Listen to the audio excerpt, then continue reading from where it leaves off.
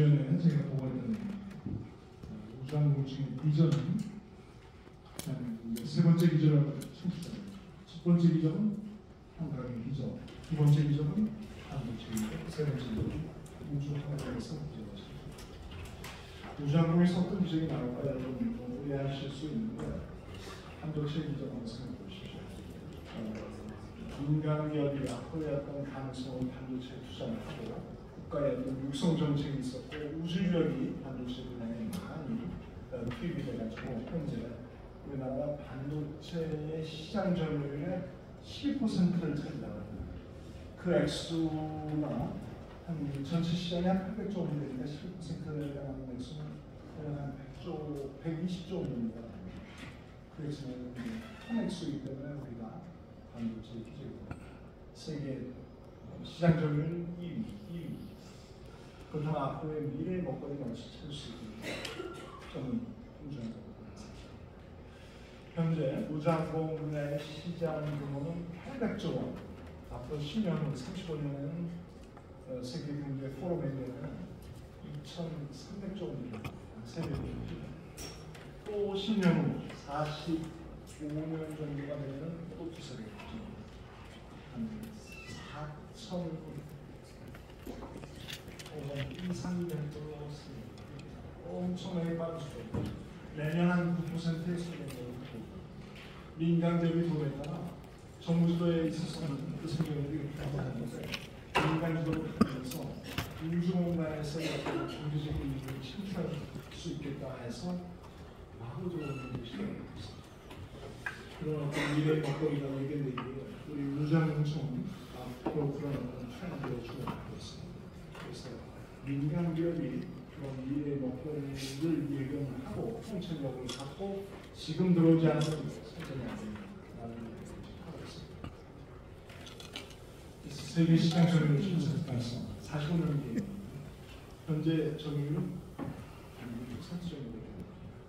20년 후에는 1%의 점유율을 10%까지 높이겠다는 그런 쉽지 않은 계획이죠. 아주 방대한 것 같아요. 그렇지만 가능하리라 보고 있고 정부의 지원, 기업의 투자, 우수 인력이 투입되는 삼박자가 맞아떨어지는 우주, 항공, 산업, 미래의 먹거리가 되겠습니다. 45년 뒤에는 기업이 2,000개 이상 육성되고 일자리 50만짜리 그리고 지금은 이제 오늘 클래스 기업이 대략 한 3개 정도 생각을 하고 있는데 이렇게 있습니다.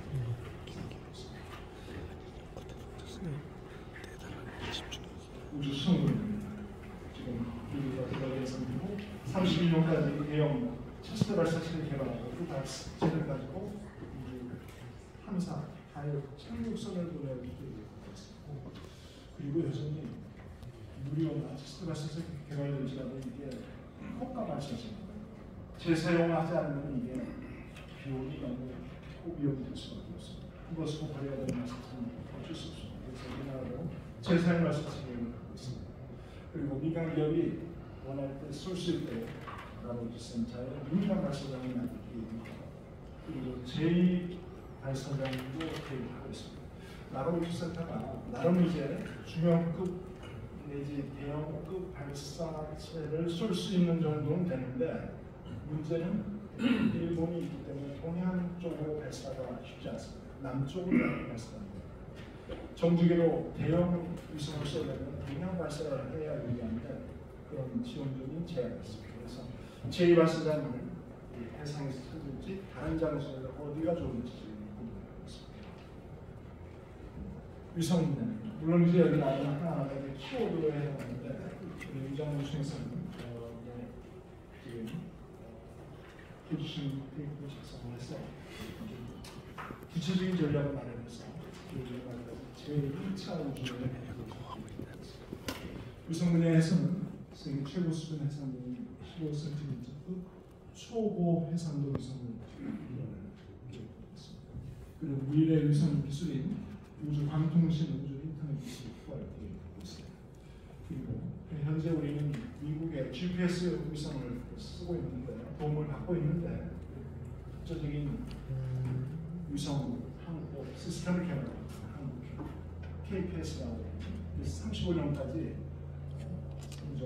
9천억 원을 투입해서 확보합니다. 그리고 비즈니스나 민간 기업이 이제 투자해서 거기를 창출을 해줘야 되는데 가장 손쉬운 분야가 위성의 정보를 받아서 그거를 실제 민간에 적용을 시켜서 많은 어떤 경제적인 이익을 창출해낼 수가 있는데 그러기 위해서는 빅데이터와 AI 기술이 필요합니다. 위성에서 받은 전송 사진을 가지고 분석을 하게 되면 뭐 군사적인 목적으로 쓸 수도 있고 그런 이외에도 그리고 뭐 과학적인 목적으로 쓸 수 있지만 요즘에는 다양한 분야에 적용이 가능합니다. 뭐 CO2가 얼마나 발생되는지 거기에 따른 어떤 특정 작물의 작황 조사, 뭐 여러 가지 병충해 피해 다양하게 쓸 수 있는 기술이라고 해서 탐사, 탐사 32년에 달 청소 보낼 예정이고 그리고 35년에 화성 탐사를 시작해서 45년에 달 화성에 청소를 보내겠습니다.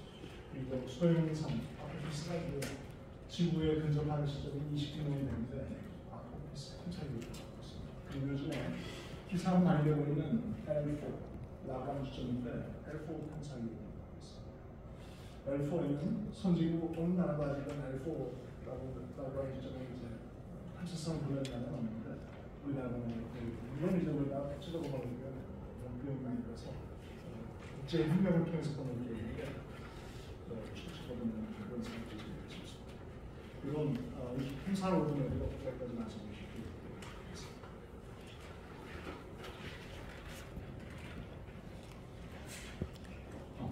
항공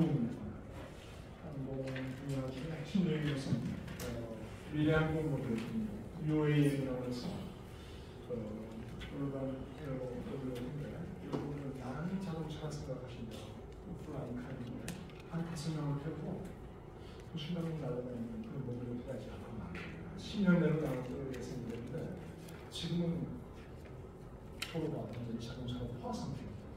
빠르게 움직이기 위해서는 운송 또 다른 운송 수단입니다. 나르는 자동차, 나르는 비행기, 나르는 자동차. 한 5인승에 그 UAM이 지금 개발되고 있고 한 50km 정도 나르는 것을 친환경으로 해서 한 300km까지 늘리게 되면 우회전을 대한 그래서 통칭적으로 어드레스용 도구라는 그런 것을 도입하고 있는데 이 시장이 앞으로 이제 굉장히 크게 예상되고 있습니다. 그리고 엔진, 항공기 엔진도 이제 국제적으로 계획하고 있거든요. 그리고 산업 육성을 위해서 상별 클러스터 사업을 진행하고 있습니다. 특정 지역에 뭐 경남, 위성, 그리고 전남은 발사체, 특화 지역을 선정해서 민간 기업을 유치했습니다. 대전 지역은 R&D와 엔지니어링 그리고 현재 저희가 사천에 쓰고 있는 청사는 임시청사이고 사천 지역의 금청사 지역을 올해 확정을 해서 5년 내로 금청사 발굴을 추진합니다. 그리고 국제협력도 좀 더 다양하게 그리고 체계적으로 진행합니다. 또 중요한 것은 요즘에 국가안보는 우주안보 없이 우주안보 체계를 홍보를 시스템이 KSSA라는 시스템인데 Korea Space Situation 시스템을 이루어가죠. 앞으로의 변화될 모습입니다. 현재 R&D 우주 정책을 포괄적인 정책을 R&D 분야, 산업 육성, 인재 양성, 국제 협력 정책을 시행하고 있습니다. 그리고 정부 주도에서 민간주도 트렌드가 바뀌었습니다. 정부가 끌고 가는 우주계획, 우주산업, 우주개발계획은 한계였습니다. 민간이 참여하고 민간이 주도하는 시대가 되기에 민간 주도를 그리고 제한적인 국제협력도 적극적인 국제협력도 그리고 실현에 집중된 연구 시설도 시간이 가볍게 제가 요즘 인사가 추가했는데 이게 바로 이제 앞으로의 펼쳐질 미래항공입니다. 일상 가운데 35년 앞으로 10년 후에는 이런 시대가 펼쳐집니다. 근거리는 비입니다. 빌딩 옥상에서 출발해서 다른 빌딩 옥상에서 내려서 바로 차가 대기하고 있고 그런 목적지까지 바로 갈 수 있는 그런 시대가 앞으로 펼쳐집니다. 그러지 않으면 교통체증 때문에 갈 수가 없습니다. 그래서 대략적으로 한 서울, 부산 거리는 바로 그런 간편한 이동 수단이 이제 좀 나오리라 예상되고 이 수단의 앞으로의 비즈니스의 규모는 엄청나게 커질 예상하고 있습니다. 그래서 많은 자동차, 현대, 관련한 항공 관련한 기업들이 미래항공 모빌리티에 많은 투자를 하고 있습니다.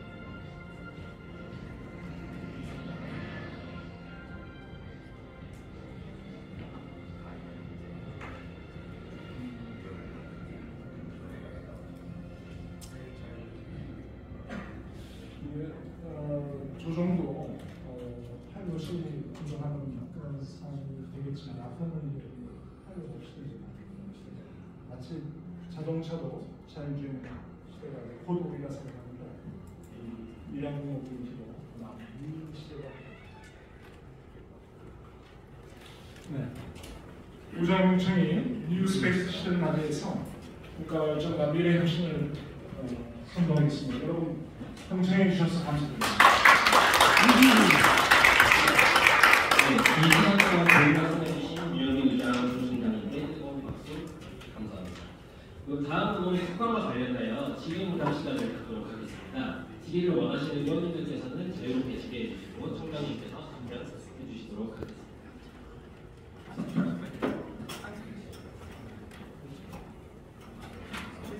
손 들었습니다. 우리 박수 앉아서 하시는 분 편하게 해보세요.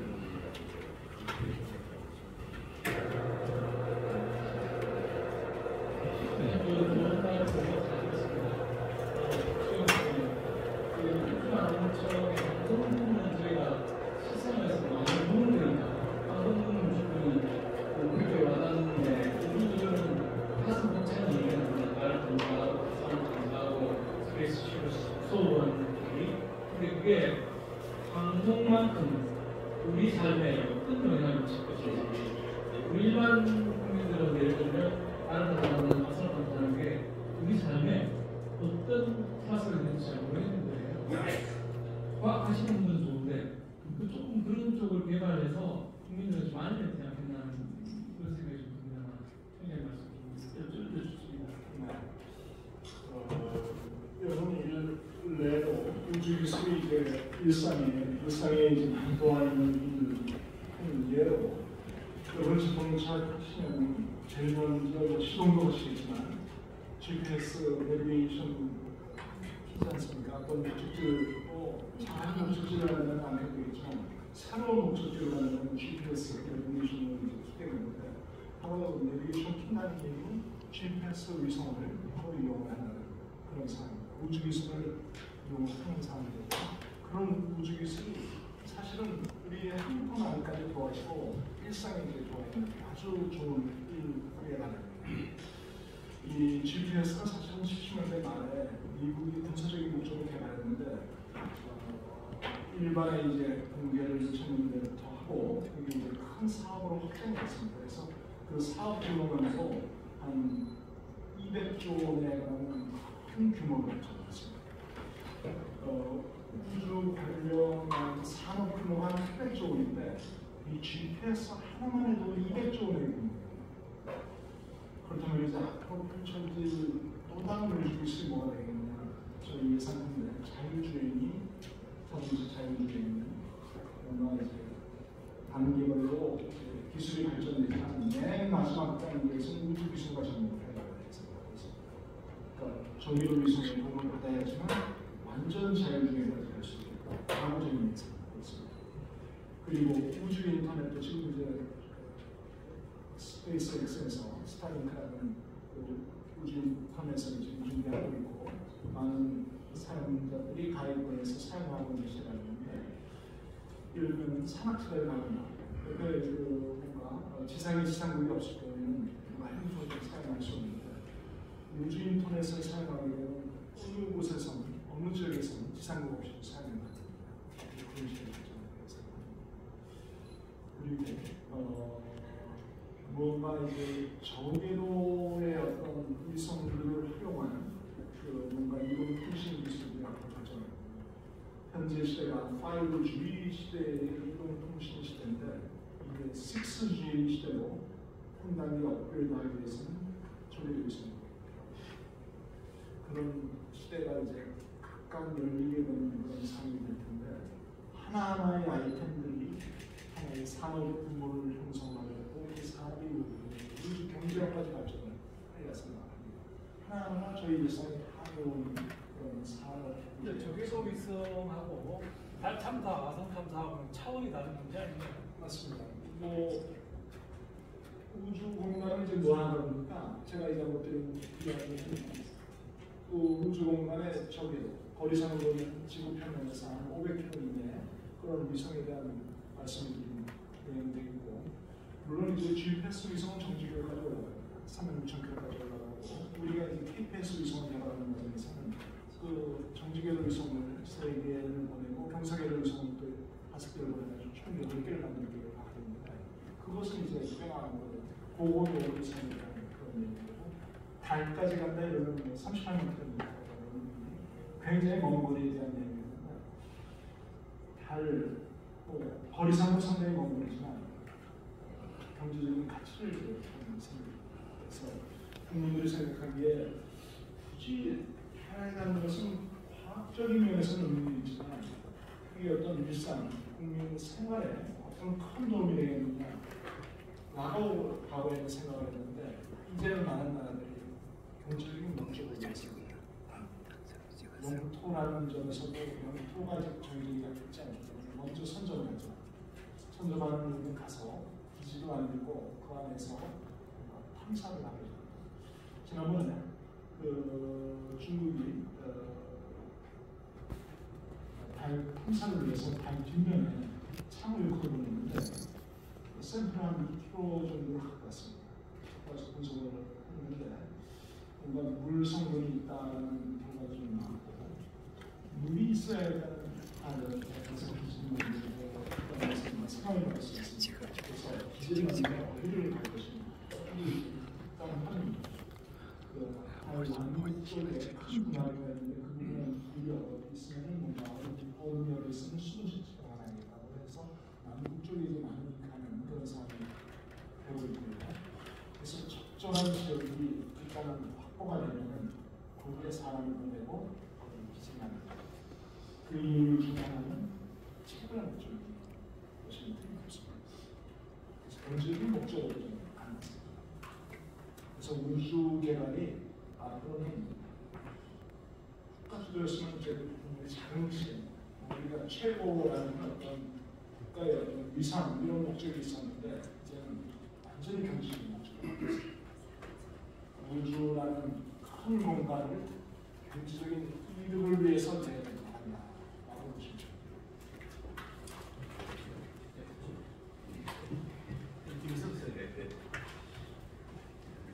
오늘 뭐 흥미있는 이야기 잘 들었지만 세 가지 좀 물어보도록 하겠습니다. 방금 말씀하신 것은 이거 앞으로 우주 개발의 경제적인 이해, 그 말씀하셨고 이외에도 달에 지구에 있는 이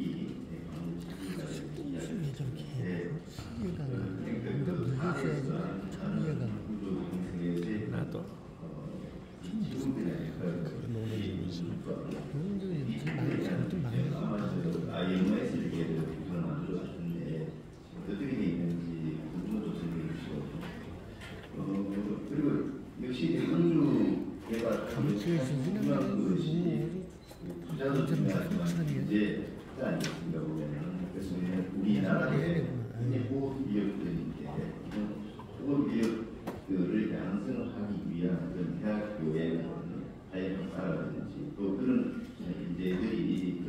대화를 했을 때 우리 공공이나 우리가 국내에서 치료할 수 있는 그런 예언들이 있고 또 이게 목기적이기 때문에 그런 예언을 계속 그대로 가시하기 위해서는 엄청나게 노력을 해주고 고생했지 않습니까?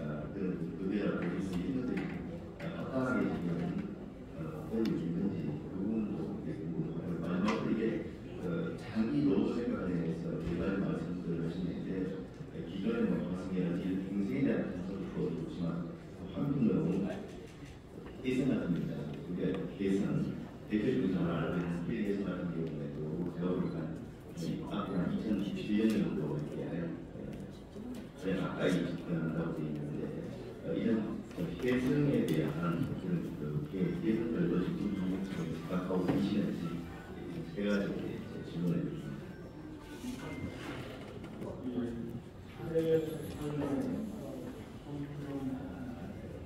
유엔에서 이제 의회 대표들이 있어서 지속 가능한 사람 속에서 우리나라에서 전에 한번 몇 년 전에 뵌것 같은데 건축권 네. 그런 세대가 석탄하고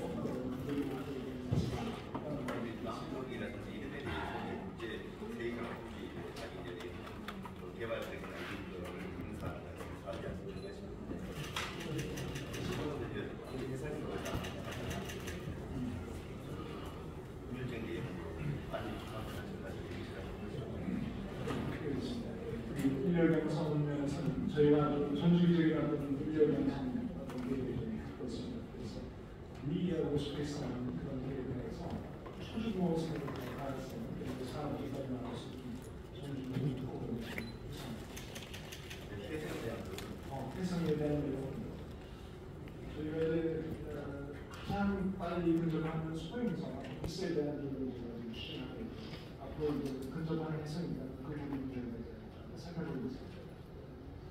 네, 시간이 꽤 많이 뛰어서 혹시 우리 위원님 한 말씀 다음 시간 데이터가 있다니까 지금 또 마무리하도록 하겠습니다. 시간을 빼주시려면 저는 국방위 담당하는 유영호입니다. 강력히 두 가지 정도 싶습니다. 하나는 청년에게 잠깐 언급하셨지만 국방 분야의 충격 문제가 숙제가 될 것 같습니다. 소형위성인 것 같고 40년이 발전하는 성과가 정찰위성 우리가 이 우주항공 구성 업무에 일단 공식적으로는 국가적으로 빠지는 거예요. 다른 나라로서 우리가 국방 분야 사업들이 많기 때문에 그런 분야의 국방 분야의 신용 문제를 어떻게 좀 해결할 계획인지. 두 번째는 아까 해상발사 말씀하신 제가 22년 전에 미국 도이치청으로 캘리포니아에 가서 시론치라고 실물 인간적으로 봤었는데 우리는 땅이 좋기 때문에 해상발사를 해상발사의 장점을 얘기하시는 분이 있는 것 같습니다. 그에 대해서 청년들이 어떻게 생각하시는지 말씀해 주시면 미국도 평화적인 목적의 우주를 나서서 군사적인 목적의 우주를 이제 디펜스 쪽에 국방에서 맡고 하는 문제가 있습니다. 그러다 보니 우리나라도 평화적인 목적은 이제 북한이고 지금 현재 우주의 목적이 있고 군사적인 목적은 어쩔 수 없이 국방부의 항상 청임까지 해야 되는 걸로 저는 생각합니다. 그렇지만 이제 또 헬스체라든지 헬스체 어떤 사용을 인간적인 목적 위해서 사용할 수 있지만 항공의 목적으로 사용할 수 있고 그런 사실 이게 수소용 위성이 계획하고 있는 상황입니다. 그래서 앞으로는 국방 쪽의 어떤 수요도 저희가 생각해서 헬스체 개발을 수입하는 것이 저희가